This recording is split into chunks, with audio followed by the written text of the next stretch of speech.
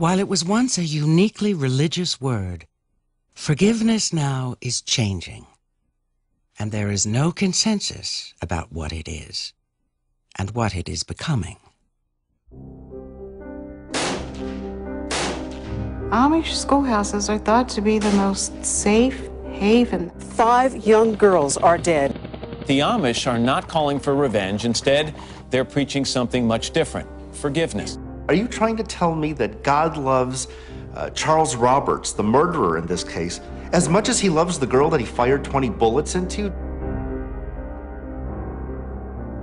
Forgiveness, reconciliation, and apology have migrated into the political realm, into the very lives of nations. I have never, ever seen the real perpetrators publicly apologize and asking for forgiveness. Our objective is to find out the truth in order to assist in the process of healing our land. Heard the words of people who themselves were tortured and accounts of the people who did the killing and the torturing. Why I'm here is to seek forgiveness.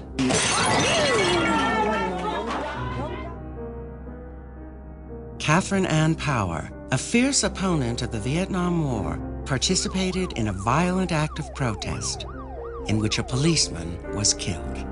I tore something that will never be untorn. I wanted forgiveness. What she did is not something that I have the authority or the power to excuse or forgive. I'm not the dead person. My father is the dead person. Forgiveness can penetrate the darkest souls, if only for a moment.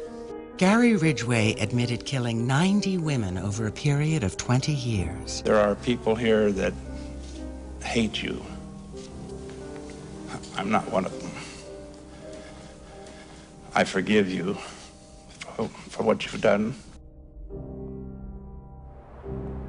The crime that was perpetrated against me and my roommate is an act of radical evil. We were 2 girls on bicycles, no skin of metal around us, open and vulnerable to the elements and to anybody who might pass by. Not long after I had been asleep, I heard a blow, and my roommate was completely quiet. And I saw above me a young man standing over me. He had an axe in his hand.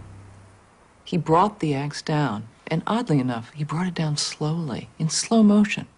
Terry told me one day that she was thinking of going back to Oregon and trying to find the man who had attacked her.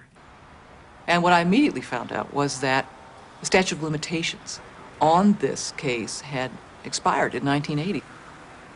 This first little piece of that anger that I needed to recover started to come up. Wait a minute, there wasn't any justice here? That there was still a man out there who was, you know, had not been held accountable? There had been no reckoning for this? Wait a minute, and it can't be ever?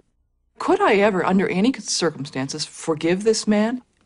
In this case, I would say no. A single lifetime, the years he has left on the planet, would not be enough.